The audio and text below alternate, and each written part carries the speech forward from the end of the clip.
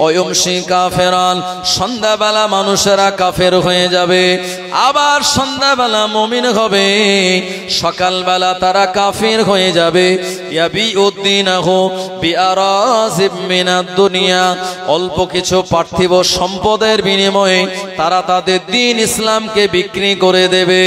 ও দরিয়াসুদি গ্রামের মুরব্বিয়ানেরা, এই জন্য আজকে আপনি যার ওয়াজ শুনবেন, আগে তার আকীদা দেখতে হবে, তিনি কোন আকীদার মানুষ, তিনি কোন মাসলাকের মানুষ, কোন মাসলাক কোন ধারণা তানার ভিতরে রয়েছে। এটা যদি আপনার জানা থাকে, ওই ব্যক্তির আলোচনা ওয়াজ শুনলে পরে আপনার আমার বিপদে পড়ার কোনো ভয় নাই। যদি তানার আকীদা সম্পর্কে, তানার বিভিন্ন রকমের বিশ্বাস সম্পর্কে আমাদের কনসেপ্ট ধারণা যদি না থাকে, আপনার আমার অজান্তে কখন ঈমান হারা কথা বলে আমাদের ঈমানটা বার করে নিয়ে চলে যাবে সুবহানাল্লাহ বলার মাধ্যমে। ও জওয়ানেরা, যুবকেরা, মানুষ মুসল্লিরা তারা মোটেও টের পাবে না।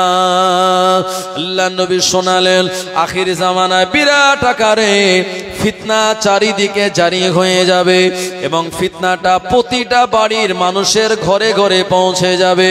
ও জওয়ানেরা, যুবকেরা, এ জামানায় মানুষেরা জবান দিয়ে এমন কিছু কথা উচ্চারিত করবে, তারা এমন কিছু কথা তারা বলবে, ওই কথার দ্বারা ঈমান বরবাদ হয়ে যাবে।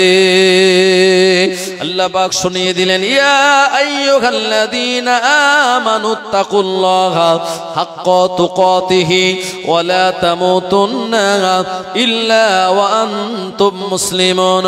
হে আমার ঈমানদার বিশ্বাসীগণেরা, তোমরা আল্লাহকে ভয় করো, প্রকৃত ভয় করার মতো ভয় করো। ওয়া লা তামুতুন্না, আর তোমরা মৃত্যুবরণ করো না, ইল্লা ওয়া আনতুম মুসলিমুন, যতক্ষণ পর্যন্ত তোমরা পাকাপোক্ত মুসলমান না হতে পারবে। ও জওয়ানেরা, মুসলমান কারা? কোরআন মাজিদের ব্যাখ্যা গ্রহণ তো আল্লাহ নবী জবানে বলা, হাদিসকে আপনি জিজ্ঞাসা করুন, হাদিস শরীফ আপনার কাছে জবাব দিয়ে দেবে। মুসলমান মুমিন প্রকৃতপক্ষে তিনি আল মুসলিমু মান সালিম আল মুসলিমুনা মিন লিসানিহি ওয়া ইয়াদিহি, ওই ব্যক্তিটা প্রকৃত মুসলমান যার জবান আর হাত হতে অন্য মুসলমানেরা নিরাপদে থাকে। ও জওয়ানেরা, যুবকেরা, এই জন্য আমাদের জবান এবং হাত দ্বারা কোন মুসলমানকে আমরা যদি কষ্ট দেই বা দুঃখ দেই, তবে আমরা প্রকৃত মুসলমান হতে পারবো না। জওয়ানেরা, যুবকেরা, এটা যদি আমরা মোমেন মুসলমান হওয়ার ক্ষেত্রে এমন হাদিস আসে, আর জানারা নবী আম্বিয়া আলাইহিমুস সালাম গণেরা জানাদের ব্যাপারে স্বচ্ছ ধারণা রাখা, এটা আমাদের ঈমান আর আকীদার প্রশ্ন। এই জায়গায় যদি কোনো আলেম বা যদি কোনো মুফতি, যদি কোনো একজন ওয়াইজিন এ সমস্ত নবী আম্বিয়া আলাইহিস সালামদের ব্যাপারে বলতে গিয়ে এই রকম বেয়াদবিপূর্ণ কথাবার্তা তানাদের ব্যাপারে বলেন, জওয়ানেরা, যুবকেরা, নিশ্চিত এ কথার দ্বারা আমাদের ঈমান নামক দামি জিনিসটা ধ্বংস হয়ে যাবে। আমি গতকাল মুর্শিদাবাদে ছিলাম প্রোগ্রামে। ওই যে বহরমপুর পঞ্চননতলা থেকে ডমকল থানার ওইদিকে গ্রামের নাম হচ্ছে মদনপুর বিশ্বাসপাড়া। ওই গ্রামে যাওয়ার পর বলছি, হুজুর, আমাদের এই গ্রামে বেশ কয়েকদিন আগে একজন হুজুর এসেছিল নতুন। তো সেই হুজুর আসলে পরে ইমাম সাহেব বললেন, হুজুর আপনি নামাজটা পড়ান, জুমার নামাজ। ভাই আপনারাও দেখেছেন, আমি আপনাদের গ্রামে 5 বছর যখন ছিলাম, বাইরের কোনো মাওলানা আমার থেকে বেশি জানা বা বয়স্ক আলেম আসলে আমি নিজে জুমার নামাজ না পড়িয়ে তাকে বলেছি, হুজুর আপনি পড়ান। কথা ঠিক কিনা? এরকম প্রমাণ আছে তো, আপনারা দেখেছেন। তবে এটা হলো আদাব, এটা হলো মানবিকতা, নৈতিকতা। আমার থেকে বয়সে বড় যদি একজন আলেম আসেন, আমি হতে পারি ইমাম, কিন্তু আমার থেকে একজন বয়স্ক বয়োজ্যেষ্ঠ জ্ঞানী যদি আসেন, আমার উচিত হলো তার সম্মানার্থে যে হুজুর আপনি নামাজটা পড়িয়ে দিন। আল্লাহ নবী শুনিয়েছেন, আপনি যদি কাউকে সম্মান দেন আল্লাহও কিন্তু আপনাকে সম্মানিত করবেন। জোরে হবে না? বিশ্ব নবীর দরবার একজন নতুন সাহাবী আসলেন, নতুন ঈমান এনেছেন।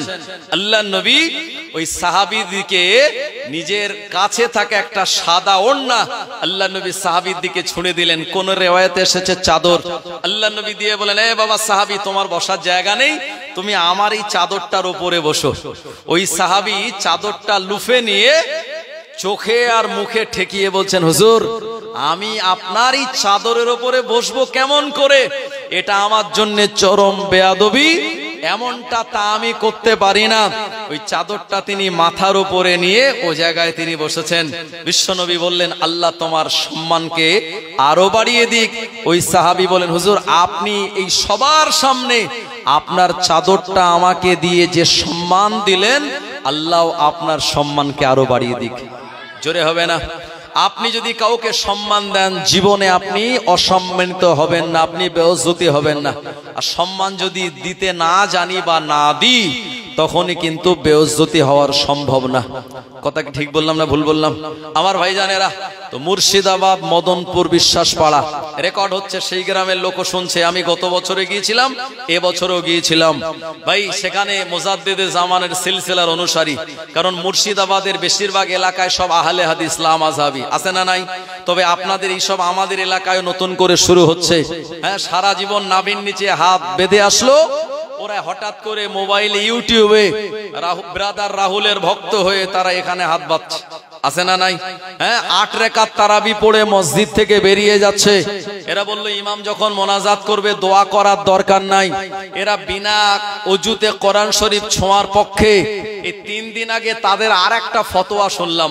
ভাই মুসাফির কাকে বলে তার ডেফিনেশন সংজ্ঞা হলো, আমাদের আহলে সুন্নাত ওয়াল জামাতের মুসাফির যিনি নিজের ঘর থেকে বাড়ি থেকে 48 মাইল তথা 78 কিলোমিটার দূরে চলে যাবেন আর 15 দিনের মধ্যে বাড়ি আসার নিয়ত থাকবে, উনি হলেন শরীয়তের পরিভাষায় মুসাফির। তিনি জোহর আসর এশার 4 রাকাত ফরজ নামাজ 2 রাকাত পড়ে কসর করবেন। আর তাদের এই আহলে হাদিস ইসলাম আযহাবীদের ফতোয়া হলো, যে বাড়ি থেকে বেরিয়ে যাবে সেই মুসাফির। জোরে বলেন নাউজুবিল্লাহ। এদের শায়েখের ফতোয়া। আমি আপনাদের ভুল শোনাচ্ছি না বা ভুলও বলছি না, যদি আপনারা প্রমাণ চান আমার মোবাইলে তার রেকর্ড করা আছে। আমার ভাইজানেরা, তো এরকম সমাজে নতুন করে এক দল তৈরি হয়েছে যারা এই 8 রাকাত তারাবি পড়ার পক্ষে, জোরে আমিন বলার পক্ষে। এরা মাথায় টুপিও দেয় না নামাজ পড়ার সময়। ভাই এরা কিন্তু পাক্কা ইহুদিদের দালাল। কি বললাম? অনেক বড় কথা কিন্তু এটা। এই ইহুদি যারা ইসরায়েলে, তাদের দালাল বলেছে, মানে কথাটা কিন্তু ছোট না। আপনি বলবেন কেন বললাম? ভাই শোনেন, ইসরায়েল আর এই ফিলিস্তিনের যখন লড়াই হচ্ছিল, ইসরায়েল আর ফিলিস্তিনের যখন লড়াই হচ্ছিল, এই আহলে হাদিস ইসলাম আযহাবীদের শায়েখ, তার নাম হচ্ছে আপনার মুজাফফর বিন মহসিন, বাংলাদেশে বাড়ি, লাল দাড়িওয়ালা লোক। সে বলছে যে এই ফিলিস্তিনের পক্ষে তাদের হয়ে কোনো দোয়া চাওয়ার দরকার নাই, ফিলিস্তিনের পক্ষে দাঁড়ানোর দরকার নাই। আমরা ইসরায়েলের পক্ষে, ইসরায়েলের দিকেই আছি, কারণ ইসরায়েলের ইহুদিরা একত্ববাদ আল্লাহকে মানে, আর ফিলিস্তিনের মুসলমানেরা এরা মাজার, নবীদের মাজারে জিয়ারত করে, এরা মাজার মানে ওলিয়া, ওলিয়া মানে, তাই তাদের সাপোর্ট করা ঠিক হবে না। জোরে বলেন নাউজুবিল্লাহ, জোরে বলেন নাউজুবিল্লাহ। ভাই তাহলে কি এদের ইহুদিদের দালাল যে বললাম, এটা কি ভুল বললাম? এরা ইহুদিদের পক্ষে। আমার ভাইজানেরা, এরা ইহুদিদের পক্ষে বোঝাতে গিয়ে আমি নাম ধরেই বলছি, এই যে ব্রাদার রাহুল মুর্শিদাবাদে বাড়ি, সে বলছে মুসা নবী ইহুদি, ঈসা নবী ইহুদি, জাকারিয়া নবী ইহুদি, সলে নবী ইহুদি, সব নবীদের ইহুদি বানিয়ে দিয়েছে। জোরে বলে নাউজুবিল্লাহ। ইহুদিদের পক্ষে দাঁড়ানোর জন্য, এই জন্য ওদেরকে বললাম ইহুদিদের দালাল। বর্তমানে আমাদের সমাজে নতুন করে তারা বার হচ্ছে। ভাই এদের থেকে আমাদের বাঁচতে হবে। যদি আপনি তাদের মত মানেন তাহলে আপনার ঈমান আকীদা ধ্বংস হবে পরিপূর্ণভাবে, কারণ এরা ফিলিস্তিনদের পক্ষে নয়, এরা ইহুদিদের পক্ষে। জোরে বলবেন না নাউজুবিল্লাহ। আমার ভাইজানেরা, যে কথা বলছিলাম, মুর্শিদাবাদের ওই গ্রামে একটা নতুন মাওলানা এসেছে। ইমাম সাহেব বলছে, হুজুর আপনি নামাজ পড়ান। এখন হুজুর নামাজ পড়েছে, নামাজ পড়ানো আপনার জুমার দিন যে খুতবা দেয়, খুতবা দিতে গিয়ে উনি মেম্বারের দ্বিতীয় ধাপে দাঁড়িয়েছে। আমরা মেম্বারের কয় নম্বর ধাপে দাঁড়াই খুতবা দেওয়ার সময় ইমাম সাহেব? হ্যাঁ, প্রথম ধাপ। এই যে আপনাদের গ্রামের ইমাম সামিউল ভাই কোথায় দাঁড়ায়? প্রথম ধাপে। আমি কি কোনোদিন দ্বিতীয় ধাপে দাঁড়িয়েছি? আলাউদ্দিন সাহেব দাঁড়িয়েছে নাকি? কেউ দাঁড়ায়নি, সবাই কিন্তু প্রথম ধাপে দাঁড়ায়। এখন ওই গ্রামের ইমাম দ্বিতীয় ধাপে দাঁড়িয়েছে, নামাজ পড়িয়ে দিয়েছে, খুতবা পড়িয়ে দিয়েছে, তারপরে সেই গ্রামে বিরাট এক মারপিট। হ্যাঁ, বলে এই ইমামকে এরকম একটা নতুন সিস্টেম করলো, নতুন কাজ করলো, আর এই নিয়ে একটা বিরাট দ্বন্দ্ব। সেই মাওলানাকে বিরাট অপমান অপদস্থ নানান কিছু। তবে যিনি নামাজ পড়িয়েছিলেন ওই এলাকার মাদ্রাসার একজন, তিনি শাইখুল হাদিস, হাদিস পড়ান। আচ্ছা, যিনি হাদিস পড়ান তানার ভিতরে জ্ঞান কম আছে বলে কি মনে হয়? শাইখুল হাদিস, অথচ সেই লোকটা দ্বিতীয় ধাপে দাঁড়িয়ে গেছে। এখন জ্ঞান কিন্তু কম নেই তার, কিন্তু জ্ঞান যেটা আছে ভাই, সেই জ্ঞানটাকে ঠিকঠাক ভাবে কাজে লাগাতে হয়তো পারেনি, কিংবা তিনি ভুলে গিয়েছেন, বা কোন একটা প্রবলেমে এই কাজটা তিনি করেছেন। এখন আমার বলছে, হুজুর এই নিয়ে গ্রামে আমরা বিরাট মারপিট করেছি, দলাদলি হয়েছে, দ্বন্দ্ব হয়েছে, সমাধান কি? এখন সেই গ্রামে তারপরেও খানিকটা অশান্তি লেগে আছে। তো আমি একেবারে এই মেম্বারের ইতিহাস তুলে ধরলাম। মেম্বার আল্লাহ নবী জামানায় মদিনার মসজিদের মেম্বার বানানো হলো মাত্র একটা, তাও খেজুর গাছের গুঁড়ি দিয়ে। পুকুরে যেভাবে ঘাট বানায় ঠিক ওই রকম ভাবে মদিনার মসজিদে মেম্বার বানানো হলো প্রথমে একটা। আল্লাহ নবীর ইন্তেকালের পর হযরতে আবু বকর সিদ্দিক রাদিয়াল্লাহু আনহু খেলাফতের গদিতে বসলেন। আউয়াল খলিফা সিদ্দিক আকবর রাদিয়াল্লাহু আনহু, তিনি সময় চিন্তা করলেন, না না না, আল্লাহর নবী যে জায়গাতে দাঁড়িয়ে খুতবা দিয়েছিলেন, এ জায়গাতে আমার দাঁড়ানোটা বড় বেয়াদবি, এ জায়গাতে আমি কেমন করে দাঁড়াই? সিদ্দিক আকবর আবু বকর সিদ্দিক রাদিয়াল্লাহু আনহু আল্লাহর নবীর আদবকে বজায় রাখার জন্য, তিনি খুতবা দেওয়ার জন্য আবার নতুন করে আর একটা মেম্বার তিনি বানিয়ে নিলেন। ও মুসলমান আমার, তাহলে মদিনার মসজিদে মেম্বারের সিঁড়ির সংখ্যা হলো দুটি। আবু বকর সিদ্দিক রাদিয়াল্লাহু আনহু 2 বছর খেলাফত চালানোর পর, দুনিয়া জমিন থেকে ইন্তেকাল করার পর, উমারে ফারুক রাদিয়াল্লাহু আনহু মুসলিম জাহানে তিনি দ্বিতীয় খলিফা হলেন। উমারে ফারুক রাদিয়াল্লাহু আনহু এ সময় তিনি চিন্তা করেন, সিদ্দিক আকবর যে জায়গায় দাঁড়িয়ে খুতবা দিয়েছে, ওই জায়গাতে আমি দাঁড়িয়ে দাঁড়িয়ে খুতবা দেব, এটা আবু বকর সিদ্দিকের সঙ্গে বেয়াদবি। উমারে ফারুক রাদিয়াল্লাহু আনহু আবার তিনি আর একটা টানার জন্য মদিনার মসজিদে নতুন সিঁড়ি বানালেন, মেম্বার বানালেন। এরপরে মদিনার মসজিদে মেম্বারের সিঁড়ির সংখ্যা দাঁড়ালো কত? 3টে। একটা নবী পাকের নিজের বানানো, আর একটা আবু বকর সিদ্দিক, আর একটা উমারে ফারুকের। এই 3টে মেম্বার, মানে 3টে, একটা মেম্বারে 3টে সিঁড়ি, আজও পর্যন্ত এটা কিন্তু প্রচলিত। এখন উমারে ফারুকের ইন্তেকালের পর উসমানে গানি তিনি চেয়েছিলেন আর একটা মেম্বার বাড়াতে, তাহলে কটা হতো? 4টে হতো। হযরতে আলী যদি আর একটা বাড়াতেন 5টা হতো। এই করে যদি সবাই একটা করে বেরিয়ে যায়, তাহলে এই মসজিদের এই মেম্বারের সিঁড়ি তো লম্বা হতে হতে গেটের বাইরে চলে যাবে। কথা ঠিক কিনা? এরপরে উসমানে গানি রাদিয়াল্লাহু আনহুর সময় সাহাবীরা বললেন যে মেম্বার যেহেতু 3টে, আর নতুন করে বাড়ানোর প্রয়োজন নাই, এই পর্যন্ত স্টপ হোক। উমারে ফারুক যেখানে দাঁড়িয়ে খুতবা দিয়েছে ওই জায়গাতেই আমরা সবাই দাঁড়াবো, অসুবিধা কিছু নাই, যারাই ইমাম হবেন। আমার ভাইজানেরা, তো মুর্শিদাবাদের মদনপুর বিশ্বাসপাড়া গ্রামে যে মাওলানা ওই দ্বিতীয় ধাপে দাঁড়িয়েছেন, তিনি কার বানানো ধাপে দাঁড়িয়েছিলেন?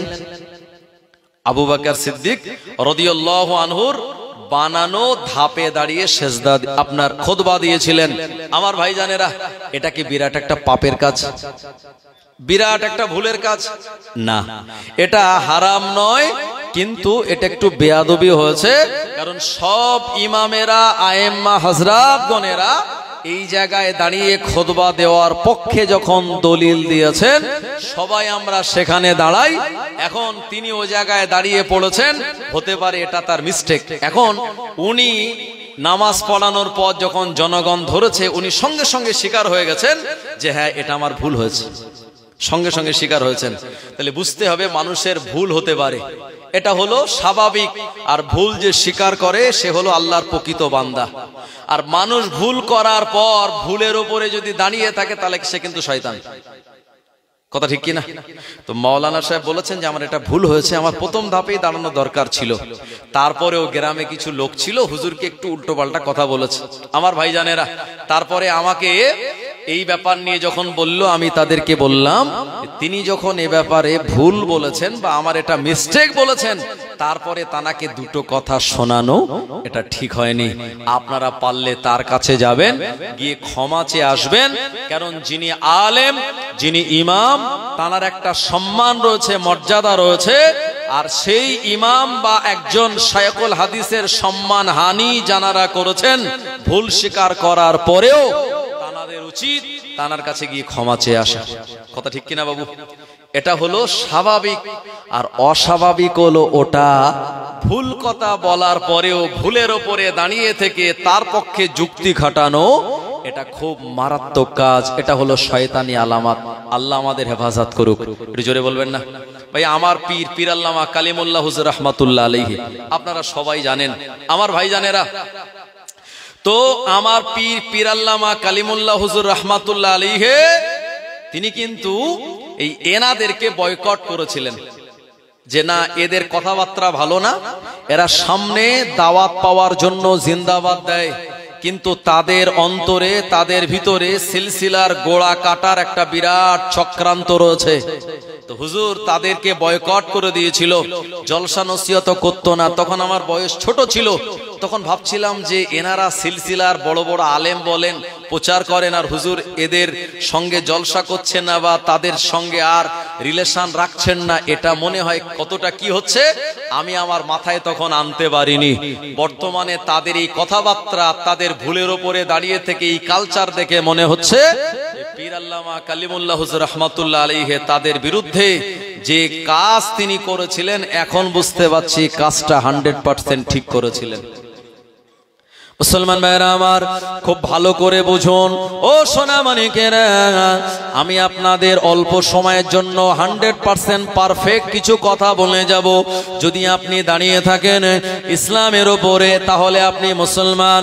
আর আপনি যদি মাযহাবে ইমামে আযম আবু হানিফাকে মানেন, তবে আপনি কিন্তু হানাফি। ও মুসলমান ভাইরা আমার, আপনি যদি মুজাদ্দিদে জামানের সিলসিলার অনুসারী, অনুগামী হন, তানার মাসলাকগুলি আপনায় আমায় মেনে চলা লাগবে পরিপূর্ণভাবে। এটা হলো একটা হাক্কানি ইমানদার মানুষের পরিচয়। কিন্তু না না না, আমি পরিচয় দিলাম সকালবেলা একরকম, বিকেল বেলায় পরিচয় দিলাম আর এক রকম। না না না, আমি ঠিক জায়গায় কিন্তু দাঁড়ালাম না। ও মুসলমান আমার, আপনি যদি একের ওপরে সত্য আর হকের ওপরে এক জায়গায় অবিচল ভাবে দাঁড়িয়ে থাকতে পারেন, তাহলে আপনার উপর দিয়ে আমফান আসবে, আয়লা আসবে, ফনি আসবে, শীতরাং ঝড়গুলি চলে যাবে, আর আপনাকে হালাতে পারবে না। কারণ আপনি ঈমান আকীদায় মাসলাকের উপরে মজবুত। আর আপনি যদি ঈমান আকীদায় মাসলাকের উপরে মজবুত হয়ে দাঁড়িয়ে না থাকতে পেরে এর কথা মনে নিয়ে আপনি তার পক্ষে বললেন, তার কথা মেনে নিয়ে আপনি তার পক্ষে বললেন, তখনই কিন্তু আমাদের ঈমান আকীদা ধ্বংস হওয়ার একটা বিরাট সম্ভাবনা। আমি কি বোঝাতে পারলাম? যদি হানাফি মাযহাবে দাঁড়াই তো এর মাসলা কি আমি মানবো। যদি দাদা হুজুরকে মানি তো দাদা হুজুরের এই বশিরাত আল্লামার এই মাসলাকের উপরে আমি দাঁড়িয়ে থাকবো। এটা নয় যে যেদিকে পড়ে পানি সেদিকে ধরি ছাতি, তাহলে কিন্তু কখন যে গা ভিজে যাবে আপনি নিজেই বুঝতে পারবেন না। কথা ঠিক কি না আমার ভাইজানেরা? এই জন্য আমাদের গোল আলু হলে হবে না। আলু কি আলু সব হাঁড়িতে চলে কিনা? পটলে চলে, বেগুনে চলে, মুরগির গোশে দেয়, গরুর গোশে দেয়, লোক বরবটি ভাজায় দেয়, আলু ভাজা করে, সকালবেলা পান্তার সঙ্গে আলু ভর্তা করে খায়। তো আলু মানে সব জায়গায় চলে বলে সবাই জানে, এ আলু দিলেই তবে আমরা সবাই মোটামুটি একটা মানে আলু মানে সব জায়গায় চলবে, অসুবিধা নাই, সব জায়গাতেই আলু দেওয়া যাবে। তাহলে এই আলুর কিন্তু দাম বাড়লেই আমাদের মেজাজ গরম হবে, কথা ঠিক কিনা? কারণ আলু তো সব হাঁড়িতেই চলে, আর আলুর দাম বাড়া মানে আমাদের মেজাজ গরম, কারণ আলু না হলে তরকারি টেস্ট হয় না। জওয়ানেরা, যুবকেরা, কিন্তু অন্য যদি একটা সবজির দাম বাড়ে, আমরা খেলাম না কিছুদিন, মুসলমান ভাইরা আমার, কিন্তু আলু যেহেতু আমাদের ফেভারিট, সব জায়গায় সব তরকারিতে চলে, তো এই জন্য আলুর দাম কিন্তু কম না বেশি? হ্যাঁ, আলুর দাম কম, বেশি নয়। আর বেশি হলে আমরা রেগে যাই, কারণ আলুর দাম তো 20 টাকা হওয়া দরকার, 40 টাকা কেন হয়েছে বেটা, এই জন্য আমরা রেগে যাই। তো বেগুন যদি হঠাৎ করে 60 টাকা থেকে 80 টাকা হয়, তখন বলি না, আসলে বেগুন যেহেতু ফলে কম, তো বেগুনের দাম বাড়তেই পারে, অত অসুবিধা নাই। তো আমাদের গোল আলু হলে হবে না, আমাদের খাঁটি একটা জায়গার উপরে দাঁড়িয়ে থাকতে হবে, তবেই আমরা প্রকৃতপক্ষে একজন খাঁটি মুসলমান হিসাবে নিজেকে পরিচয় দিয়ে তুলে ধরতে পারবো। জোরে বলুন, একটু জোরে হবে না সুবহানাল্লাহ। জওয়ানেরা, যুবকেরা, ও নবীর উম্মতেরা, আল্লাহ নবী শুনিয়ে দিলেন এমন করে এ দুনিয়ার জমিনে আখিরি জামানায় সময়টা সংকীর্ণ হয়ে যাবে। ও জামানায় মানুষেরা সময়ের ভিতরে বরকত পাবে না, এ সময় মানুষেরা আল্লাহর ইবাদত বান্দেগি থেকে তারা দূরে চলে যাবে। এ সময় যদি তাদের জিজ্ঞাসা করা হয়, এ কাজটা কেন করলে না, এ নামাজে তুমি কেন আসলে না, এ সময় তারা সময়ের বাহানা দেবে।